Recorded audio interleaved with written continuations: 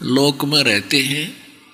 ये ब्रह्म का लोक है, सरपुरुष का लोक है, इसके 21 ब्रह्मांड का अक्षेत्र है। और इस अक्षेत्र में, इस काल के लोक में, इसके काल के जाल में, इसको काल भी कहते हैं, सरपुरुष भी कहते हैं, ज्योत स्वरूपी निरंजन भी इसी को कहते हैं। तो हम यहां आकर फंस गए अपनी गलती से।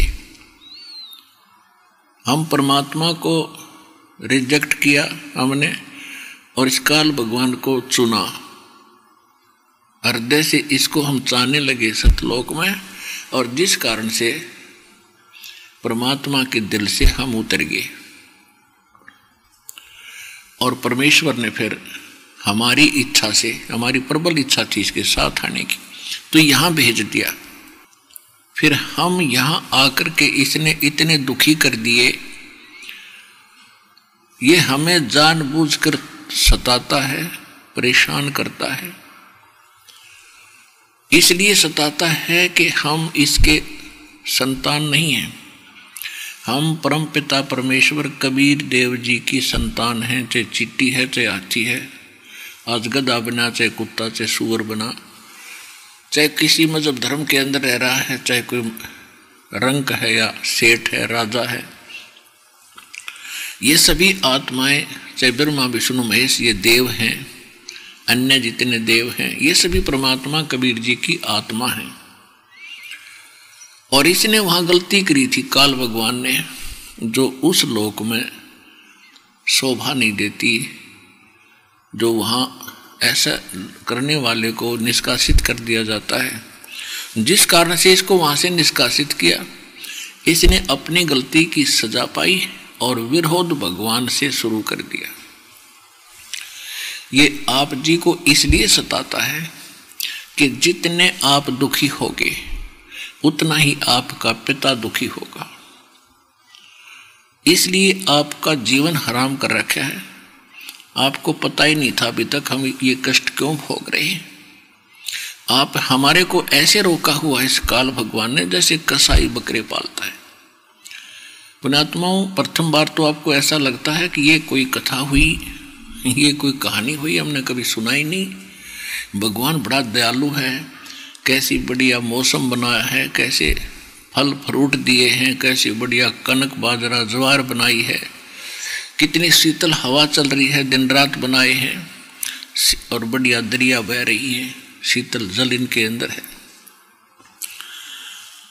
तो हम ये सोच लेते हैं कि बहुत परमात्मा हमारी बड़ी केयर टेक करता है, बड़ा देखभाल करता है, हमारे लिए कितनी व्यवस्था कर रखी है, तो बड़ा दयालु है ये भगवान।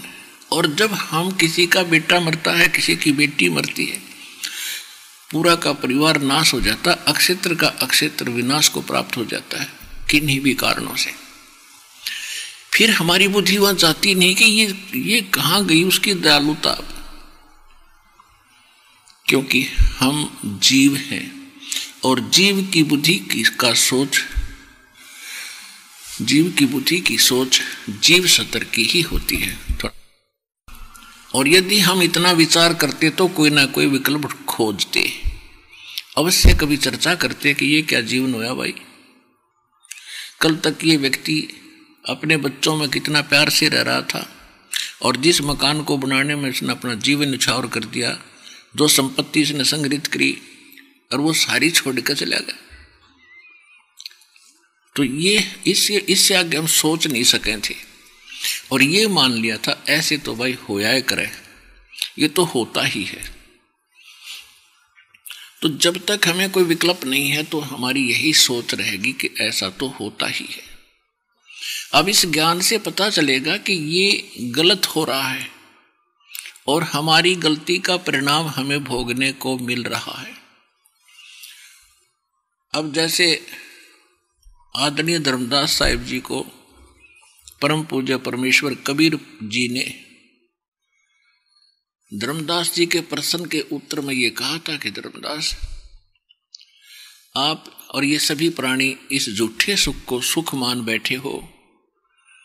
धर्मदास जी प्रसन्न किया था धर्मदास जी ने कि देखो जी कितना अच्छा वातावरण है, कैसी सुविधाएं भगवान ने दे रखी है, और आप कहते हो कि ये निर्दयी भगवान है।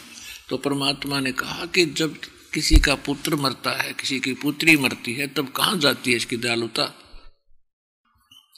तो परमेश्वर ने बताया कि धर्मदास मान चाहे मत मान, मैं बताऊंगा तत्व ज्ञान।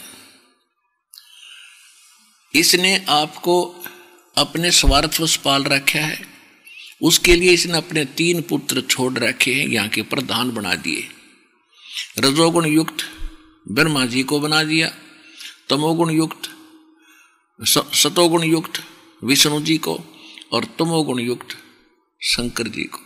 और ये तीनों ही आपको आपकी उत्पत्ति का, आपकी यहाँ स्थिति यानी आरोग्य के रखने का और मारने के तीनों कारण हैं, यही कारण है। और इसका मूल निमित्त है इनका पिता, उसको शराब लगा हुआ है 1 लाख मानव शरीरधारी प्राणियों का आहार करने का, और जिसके लिए इसने अपने 3 पुत्र तुम्हारे रखवाले छोड़ रखे, जैसे कसाई बकरे पालता है। अब यहां प्रश्न उठता है तो परमात्मा ने बताया कि जैसे कसाई बकरे पालता है, ऐसे आप जी को इसने रोक रखा है। अब वो बकरे तो अमुक बकरे होते हैं बेचारे, ना जुबान उनका, और उनके लिए कसाई क्या करता है, एक विशेष स्थान बनाता है, उसके ऊपर एक झोपड़ा डालता है, शेड डालता है, गर्मी और सर्दी ओलों से बचाने के लिए। उसका एक लंबा चौड़ा चरागाह भी रखता है, उसी में एक छोटा सा तालाब भी बना देता है, और यदा कदा जाकर के वो उन बकरों के ऊपर हाथ फेरता है, और वो बकरे उसको प्यार करते, एक नेक व्यक्ति मान के कि देखो हमारी कितनी केयर टेक कर रहा है, हमारी कितनी संभाल रखता है। और जिसमें उसको आवश्यकता पड़ती है 10 बकरों की, 5 बकरों की, इससे अधिक बकरों की या बकरियों की, तो उस समय वो नहीं देखता किसका बेटा मरेगा, किसकी बेटी मरेगी। उसने तो छांट लेने हैं मोटे मोटे, जिनमें अच्छा मांस हो, और निकाल ले जाते हैं। उस समय बकरों को भी आभास हो जाता है कि इनकी खैर नहीं है, और वो भागते हैं इधर उधर, एक दूसरे में दौड़ते हैं और मिमाते हैं, चिल्लाते हैं। कुछ देर के बाद वह जीव बुद्धि सेट हो जाती है। तो परमात्मा कहते हैं कि आप जी को इस काल भगवान ने ऐसे रोक रखा है, तेरी समझ में आओ चाहे मत आओ, ये फाइनल समझ लेना।